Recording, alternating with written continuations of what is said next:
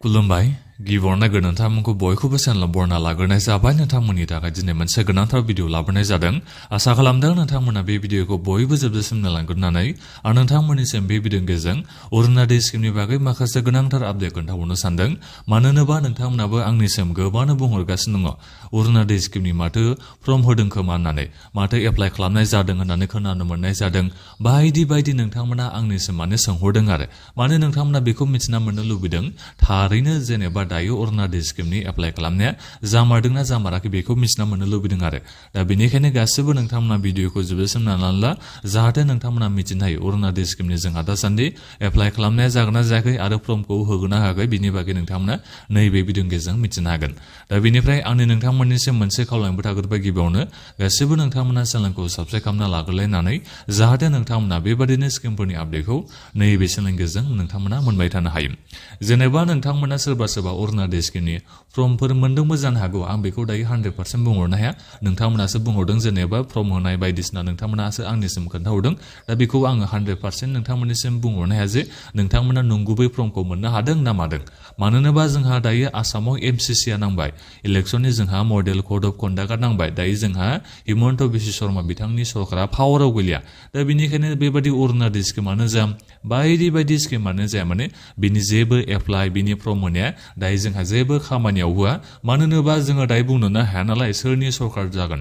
दा MCC नांबाय नालाय सरकारा पावारलेस जाबाय। दा बेनिखायनो इलेक्सनावबा सोरबा देरहानानै सोरनिबा सरकारा जागोन, दा बेखौ जोङो रावबो बुंनो हाया।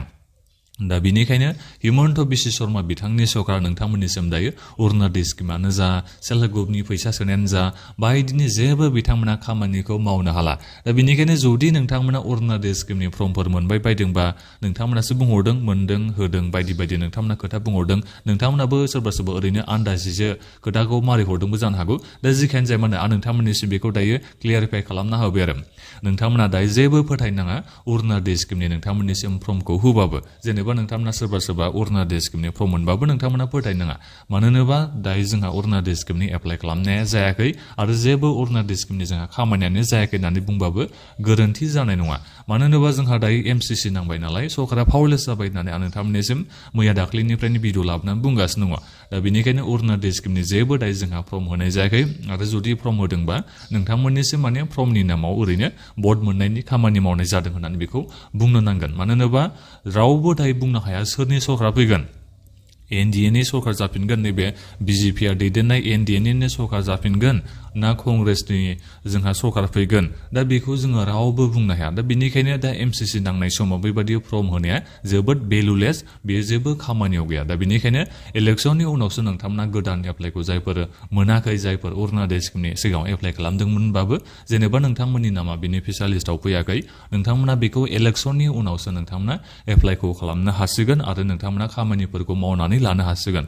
दा बेखौ नोंथांमोना गासिबो दायो बुजिना मोनबानो जाबाय। नोंथांमोना रावजोंबो थगायजानो नांला। जेनेबा अरुणोदय स्किमनि फर्म होदों बायदि होदों, दा जोंहा इलेक्सननि सम, दा बेनिखायनो इलेक्सननि समाव बायदि बायदि खोथा बुंनानैथ' नोंथांमोननिसिम भटखौ बिखायो, बेखौथ' नोंथांमोना गासिबो बुजिखायोआनो, गासिबो नोंथांमोना मिथिखागौआनो। दा बेनिखायनो गासिबो नोंथांमोना साबधान जालायदो माने नोंथांमोना गासिबो सिंसार जालायदो आरो दा जोंहा MCC नांनाय सम, इलेक्सननि सम, सरकारा सोरजि जागोन जोङो रावबो दायो जेबो खबर गैया, रावबो जोङो मिथिना मोननो हायाखै, रावबो प्रेडिक्सनबो खालामनो हाया। दा बेनिखायनो नोंथांमोना दायो अरुणोदय स्किमनि फर्मजों रावबो थगायजानो नाङा एबा अरुणोदयनि फर्म होदों बायदि खोथा नोंथांमोना खोनादोंबा बेफोरखौ जेबो फोथायनांगौनि गोनांथि गैया।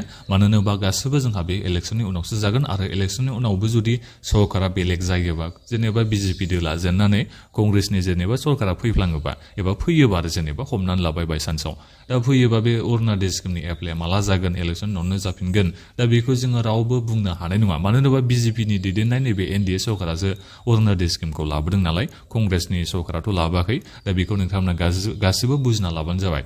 नोंथांमोना जायखिजाया इलेक्सननि रिजाल्टखौ नेग्रोदो।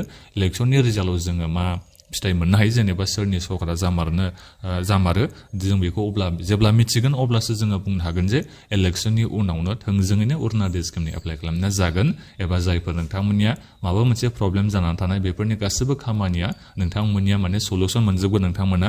दा बेखौ जोङो इलेक्सननि रिजाल्टआवसो मिथिना मोननो हागोन। दा बेनिखायनो गासिबो नोंथांमोना मेसिम नेबानो जाबाय मे माससिम नोंथांमोना नेथारनांगोन दाथ' जोंहा एप्रिलानो हाबाखै आरो भट होनायानो जोंहा जाबावाखैसो दा बेनिखायनो नोंथांमोना मे माससिम नेनो नांसिगोन अब्लासो जों मिथिनो हागोन अरुणोदय स्किमनि माबाया मा जागोन भबिसतआ मा जागोन अरुणोदय स्किमनि भबिसतआ मा जागोन इलेक्सननि रिजाल्टनि उनावसो जोङो बेखौ मिथिना मोननो हागोन दै दा बेखौनो आं नोंथांमोननिसिम दायो बे भिडिअनि गेजेरजों खोन्थाहरनाय जाबाय नोंथांमोना आंनिसिम गोबांनो माने ओरैनो सोरबा सोरबा आन्दाजा खालामनानैबो कमेन्ट खालामदोंबो जानो हागौ नोंथांमोना सोरबा नोंथांमोना अरुणोदय फर्म मोननायनि खौरांबो बायदिसिना मोन्दोंबो जानो हागौ खोमा दा बेखौथ' आं जेबो बुंनो थांला दा जेखियानो जामानो नोंथांमोना बेखौ दायो माने मिथिना लादो आरो गासिबो दायो जोंहा जेबो अरुणोदय स्किमनि बेबायदि फर्म होनाय फर्म होदोंबाबो नोंथांमोना बेखौ मानिनाङा जेनेबा दा एमसिसि नांनाय सम नालाय दा जोंहा सरकारा पावार गैया दा बेनिखायनो नोंथांमोना नैबे अरुणोदय स्किमनि फर्मनि मुङाव बायदि फर्मनि मुङाव नोंथांमोना रावजोंबो थगायजानो नाङा नैबे इलेक्सननि समाव